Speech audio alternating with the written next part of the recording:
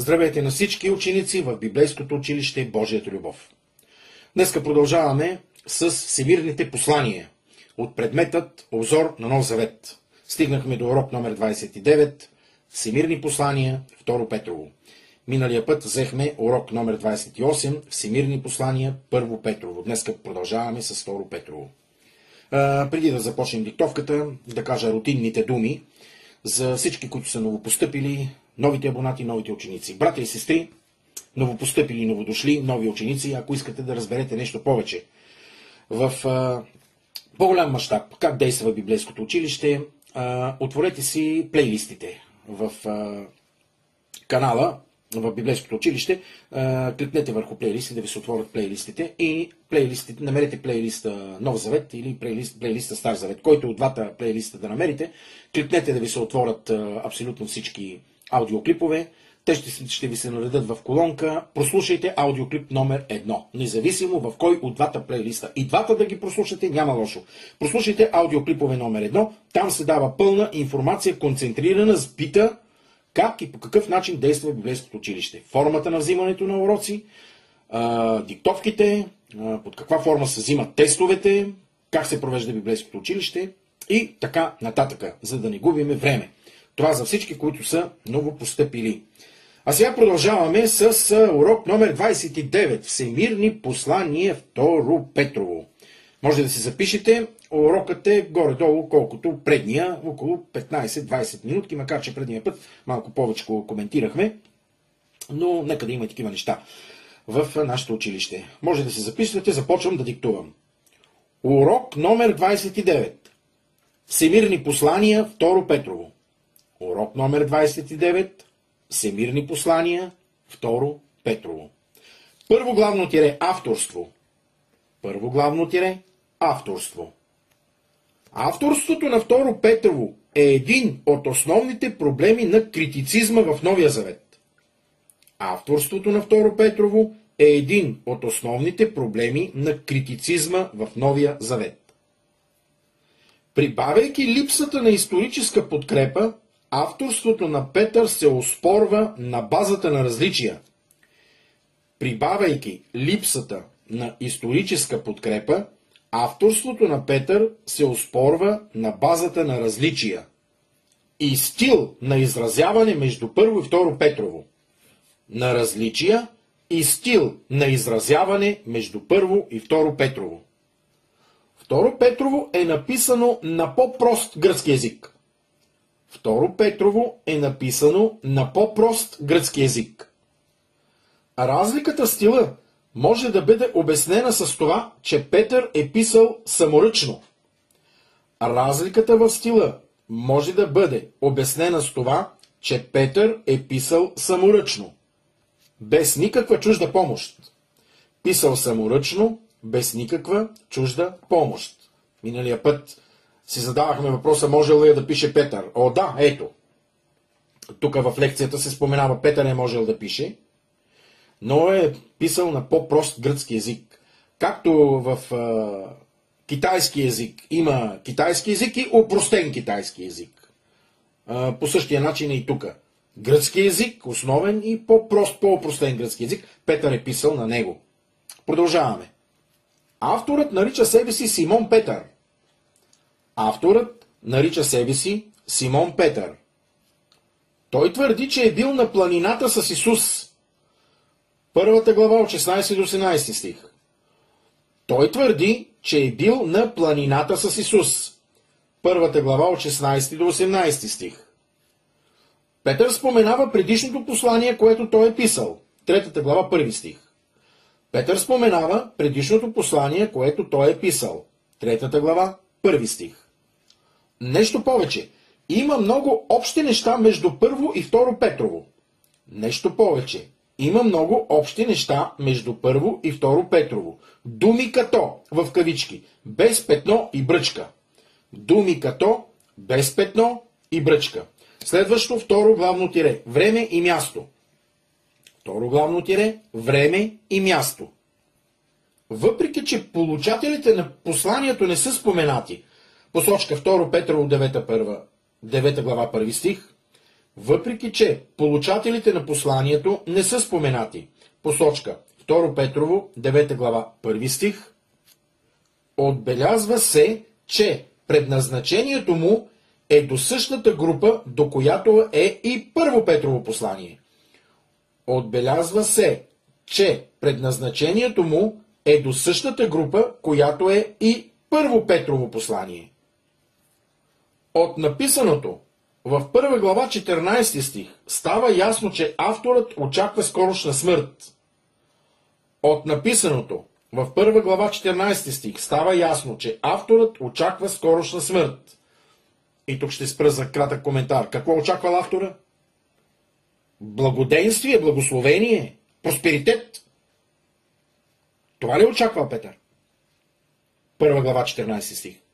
Той очаква смърт. Смърт за Христа. И на това сме призовани. Понякога Бог допуска изпитанието и изхода от изпитанието да бъде смърт. Брата и сестри, не се плашете. Нека да четем Словото Божие правилно. Нека да внимаваме. Да внимаваме на онова, което ни учат проповедниците от амвоните. Не съм против тях. Нека да има проповедници, но правилно да проповядват Божието Слово. Пастирите да не пасат себе си. Пастирите трябва да пасат стадата, не себе си. Продължаваме. Ако Петър е бил убит в по-късния период на царуването на Нерон, ако Петър е бил убит в по-късния период на царуването на Нерон, и ако 2 Петрово е написано веднага след 1 Петрово, и ако 2 Петрово е написано веднага след 1 Петрово, може да се каже, че писмото е писано около 66-67 година след Христа. Може да се каже, че писмото е писано около 66-67 година след Христа. Следващо трето главно тире – цел. Следващо главно тире – цел. Много важно тире. Запишете си внимателно. Посланието е насочено срещу лъжеученията, които подкрепвали доктриналната устойчивост на църквата. Обаче тук има печатна грешка. Не може да бъде така. Които подкопавали доктриналната устойчивост на църквата. Как ще я подкрепяват? Това е печатна грешка. Извинявам се, че така го прочетох. Ще го прочета от начало. Посланието е насочено срещу лъжеученията, които подкопавали доктриналната устойчивост на църквата. Печатна грешка, подкрепвали. Не може лъжеучените да подкрепват доктриналната устойчивост на църквата, но има ги и такива неща, братя и сестри, в тези текстове, напечатани преди толкова години на пишеща машина. Най-вероятно печатна грешка. Този, който е писал, молим да бъдем извинени и да простим на човека, който е сгрешил. Защо важно тире? Посланието е насочено срещу какво? Точно срещу това. Срещу лъжеученията, срещу ерисите. Апостол Петър, Святия Дух чрез апостол Петър изобличава тези лъжеучения. В днешно време се ширят много. Много църкви, много проповедници, много пастори, които пасат себе си, а трябва да пасат стадата. Които говорят само в една насока, отишли са само на единия край в Словото Божие, харесали са си само неща, които искат в Божието Слово, а онези, които не са си харесали, така са ги сложили малко настрани, разцепили са Божието Слово на 2 или на 3 и ето ти лъжеучение. Продължаваме с диктовката. Много важно изречение. Ереста била един вид форма на гностицизъм, която възвеличава знанието като основа на съвършенство. Ереста е един вид форма на гностицизъм, която възвеличава знанието като основа за съвършенство. Преобладаващ термин в посланието е 2 точки и си сложете в кавички. Знанието. Преобладаващ термин в посланието е в кавички. Знанието. Петър писал да предупреди читателите за голямата заблуда и да ги предизвика да бъдат верни на Христа. Петър писал, за да предупреди читателите за голямата заблуда и да ги предизвика да бъдат или да останат верни на Христа. Да останат верни на Христа. Какви заблуди е имало, а какви има днеска? Често споменавам в предният урок, Първо Петрово и в днешния Второ Петрово, често спирам и споменавам за лъжеученията и заблудата. Братя и сестри, това е болезнен въпрос специално за мене. Бунтувам се срещу това нещо. Гнуся се срещу това нещо. Как е възможно толкова много лъжеучители да има и то в България? Как е възможно толкова много хора да посещават тези църкви на тези проповедници и да са до такава степен омагьосани, че просто стоиш и гледаш и не можеш, както се казва, с гледане да ги отървеш. Единственото нещо, което остава, е да се молиш на Бог. Страшно много такива църкви има. Страшно много ереси в днешно време. Стари езически практики, стари ереси, еретични учения се възкръсват, възобновяват се, заливат земята. И не само България в последното време. Но Христос ни предупреждава, пазете се от лъжепророците. И хората, които не познават Христос, в предния урок споменахме, дали познаваме Христос, дали искаме с любов да следваме Христос. Хората, които само знаят за Него, онези, които казват Алилуя и Амин и до там, без да познават Христос в сърцата си, се заблуждават. Дявола ги оплита в мрежата на тези лъжеучители. И те буквално се зомбират. Не четат Словото Божие, не познават Словото Божие, не тълкуват Словото Божие правилно, защото нямат духът в себе си, нямат Божия дух в себе си, защото не познават Христос. И другия дух, с малката буква Д, черния дух, знаете, той само това чака. Да опъне мрежата си и да ги улови като пъдъци в мрежа или риба в мрежа и така нататък. Ето апостол Петър говори във второто си послание концентрирано точно за тези ереси и лъжеучения, за да предпази тогавашните ранни християни от тази заблуда. Ще рече някой, днеска нямаме ли някой да ни напише послание? Как да нямаме? Имаме цяла Библия. Какво повече послание Библия, дебела, сформирана на всички езици. Но трябва да я четем правилно и с Святия Дух на Господа. Иначе няма да можем да я разберем. Продължаваме с диктовката. Следващо главно тире съдържание. Тук ще направим разбиване и разбор. По точки, по точки и посочки. Не е много дълго. Една страница е. И горе-долу след 15 на минути ще приключим. Следващо главно тире съдържание. 2 точки. Отдолу се запишете на нов ред поздрав. От първата глава, първия, втория стих. Поздрав, първата глава, първият и втория стих. Първо, римско. Познанието на Христос, много важна римска точка. Познанието, дали го познаваме. Познанието на Христос, първата глава от 3 до 21 стих. Познанието на Христос, първата глава от 3 до 21 стих. Първа арабска точка. Плодът от това познание. Първа арабска точка. Плодът от това познание. Първа глава, 3 и 4 стих. Плодът от това познание. 3 и 4 стих. Втора арабска точка.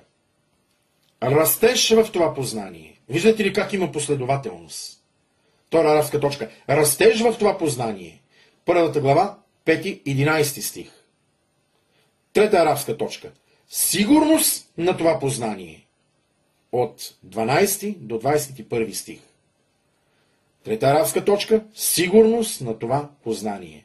От 12 до 21 стих. Значи имаме познание, плодът от това познание, растежа в това познание, сигурността на това познание. Колко много неща следват, след като човек повярва в Господа. Значи той трябва и да го опознае. Трябва да даде плод от това познание. Трябва да расте в това познание. Трябва да има сигурност в това познание. Има една стара приказка: будни пръчка, пий вино. О, няма да стане. Забудеш лозовата пръчка, па трябва да се развие лоза, па да минат 2-3 години, докато роди първия плод, пак трябва да я зарязваш, па трябва да я копаеш, да я наторяваш тази лоза, мяко е цяло лозе. Или ори, мели, яш. То няма как да стане да ореш, да мелиш и да ядеш. То трябва да изореш, да брановаш, да дисковаш, да засееш, па да поникне, па да оженеш. Това са много работи. Така че, аз съм повярвал край, до там. Просперирам вече, царски син съм, Божи. Ти си царски син, ама не става така лесно. Не става така лесно през целия живот. Бих казал, до края на живот човек опознава Христос и расте в него. По точка А на трета точка. Дошло е от очевидци това познание. По точка А. Дошло е от очевидци. Първата глава 12 до 18 стих посочка. Първата глава 12 до 18. По точка Б. В хармония е с старозаветните пророчества. Първата глава от 19-21 стих. Под точка Б. В хармония е с старозаветните пророчества.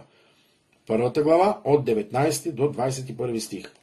Чувал съм брата и сестри да казват: той Стария завет не важи. Четем само новия. Какво? Какво чувам? Стария завет Господ го е отменил. Какво чувам? Отменил. Стария завет е основа, върху която стои новия. Няма да има нов завет, ако няма стар. Законът Бог го прикова на кръста и го изпълни. Той не е отменен. Прикова го на кръста и го изпълни. И когато ние повярваме в Господа и го приемем в сърцето си, чрез Господната жертва, чрез нашата вяра в Господа, своего рода, ние изпълняваме закона. Защото човек без Господа, без Исуса Христа, не може да изпълни закона. Старозаветните люди, евреи, не можаха да го изпълнят. Дойде Сина и той изпълни закона. В хармония с старозаветните пророчества. Е това познание. Не можеш да познаеш Господа, ако ти не знаеш какво е станало преди Христос. Как са били нещата преди, откъде е този Бог, откъде е този закон, кой е Авраам, Исак, Яков, кои са пророците, кой е израелския народ, как всичко се е получило. Това е основата. И след това върху тази основа градиш. Не ти, Господ Исус Христос. А приемайки Господ Исус Христос, ти си изградил, даже и надграждаш. Ето това е просперитет духовен. Това е. За такъв просперитет трябва да проповядвате. Мили мои братя проповедници. За такъв просперитет. Ако възникне богатство, не прилепвайте сърцето си към него. Втора римска точка. Лъжливите учители. Да, ето. Лъжливите учители. Втората глава от 1 до 22 стих. Втора римска точка. Лъжливите учители. Втората глава от 1 до 22 стих. Първа арабска точка. Тяхното наказание. Олеле. От 1 до 9 стих. Тяхното наказание. От 1 до 9 стих на втората глава. Прочетете си го, драги проповедници, които изповядвате положителната изповед, които изповядвате вяра във вярата, които изповядвате просперитет. Прочетете си 2 Петрово, 2 глава, 1 до 9 стих. Какво ви очаква, ако не се покаете? Втора арабска точка. Техните учения. 1 стих, 10 стих, 18 стих, 19 стих. Там може да разберете какво учат те. Първата глава, 1 стих, 10 стих, 18 стих, 19 стих. Втора арабска точка. Техните учения. Под точка А. Те отричат Христос. 1 стих. Под точка А. Те отричат Христос. 1 стих. Като посочка. Под точка Б. Не зачитат авторитета на Господа. Под точка Б. Не зачитат авторитета на Господа. 10 стих. Под точка В. Основани са на слекулативни теории. Под точка В. Основани са на слекулативни теории. 18 и 19 стих. Трета арабска точка. Техният характер и поведение. Трета арабска точка – техният характер и поведение. Втората глава от 12 до 17 стих и от 20 до 22 стих. Техният характер и поведение. Втората глава от 12 до 17 стих и от 20 до 22 стих. Подточка А. Аморален от 12 до 17 стих. Подточка А. Аморален от 12 до 17 стих. Подточка Б. Лицемерен от 20 до 22 стих. Подточка Б. Лицемерен от 20 до 22 стих.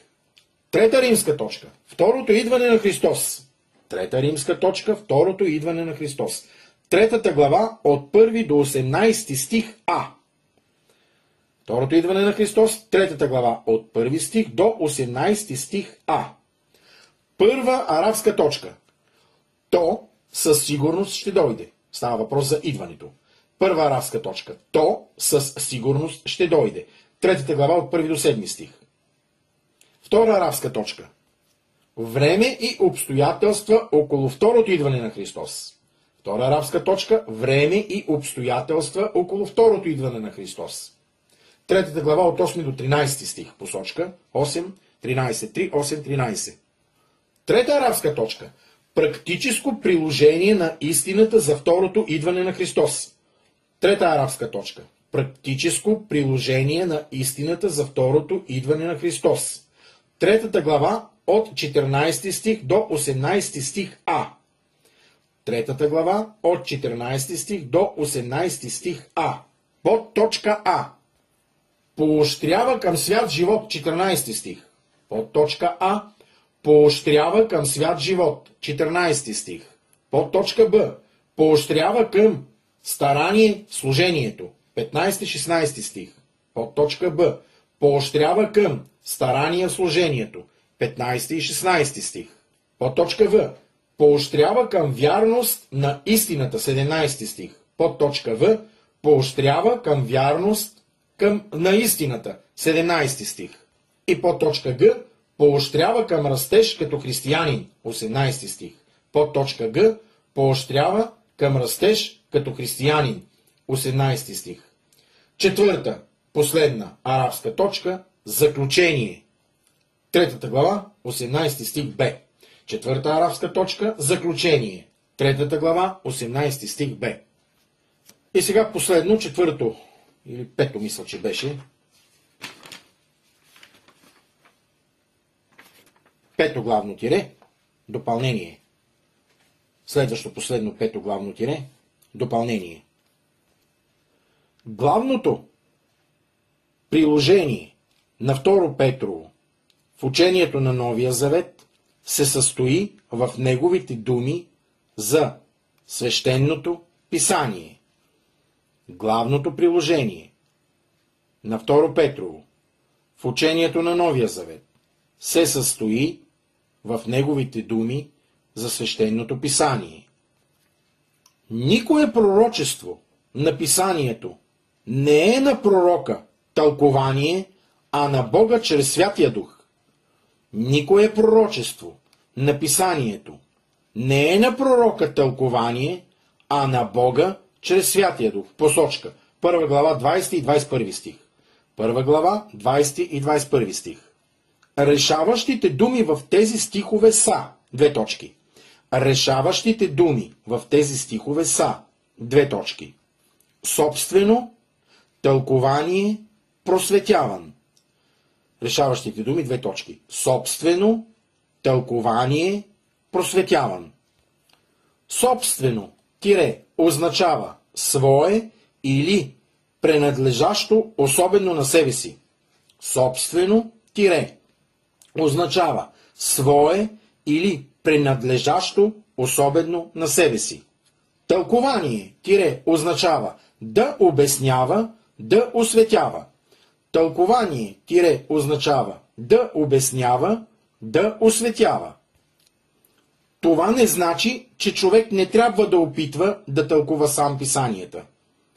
Това не значи, че човек не трябва да опитва да тълкува сам писанията. Но това е предпазване, че никое място от писанията, от писанията не бива да се взима само по себе си, не бива да се взима само по себе си, защото Святия Дух е истинският автор, защото Святия Дух е истинският автор и само Той, отбележете си Той напишете си с голяма буква, става въпрос за Святия Дух, и само Той може да бъде окончателният тълковател. Тълковател също с голяма буква. И само Той може да бъде окончателният тълковател. Просветяване тире означава в кавички носен от вълните.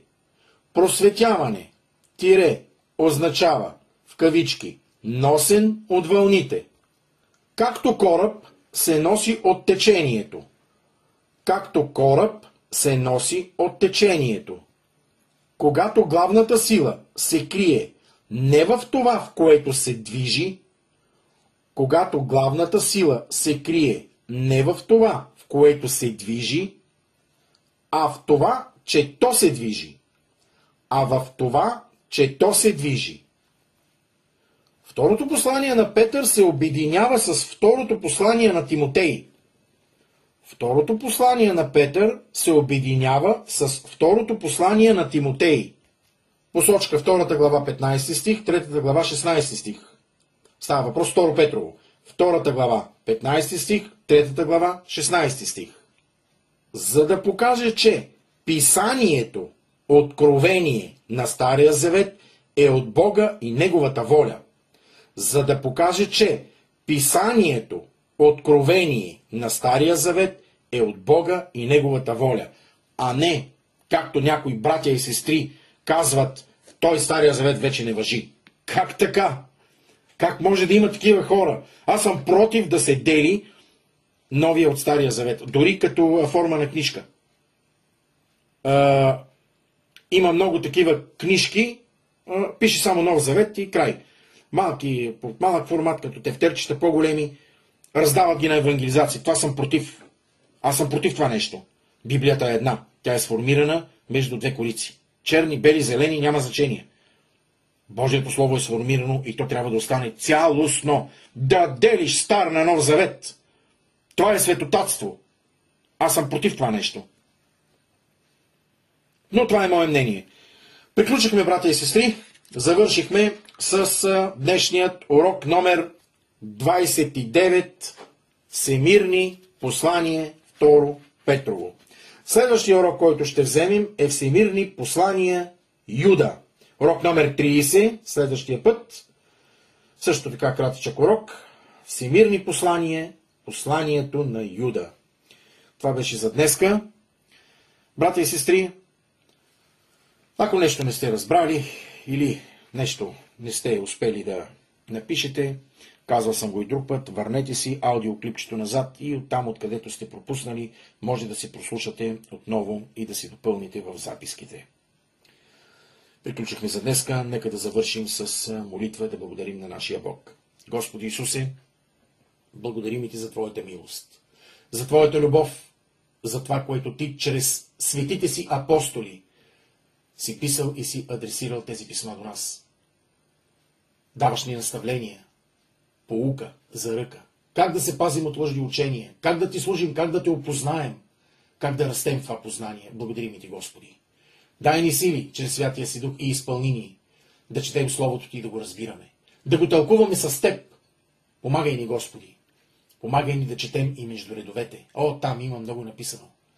И Святия Ти Дух ни отваря очите.